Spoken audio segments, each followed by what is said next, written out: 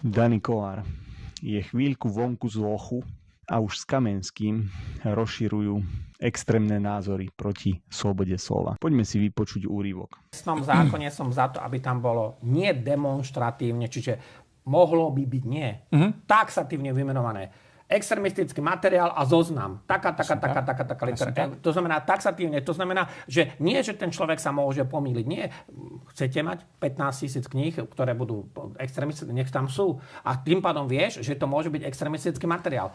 Podľa pánov sú zoznamy riešenie na všetko. Prídeš do knihkupectva, otvoríš si zoznam 15 000 zakázaných kníh extrémistického materiálu a zoberieš si takú, ktorá sa v tom zozname nenachádza. No právo, tlieskam. Super, to je riešenie. Proste geniálna myšlienka. A čo tak zoznam na zakázanú hudbu, zakázané slova, zakázané jedlo, zakázané weby a môžeme pokračovať do nekonečna. Celý proces Daniho Kollára je jedna veľká absurdita a kombinácia hlúpych zákonov a hlúpych ľudí.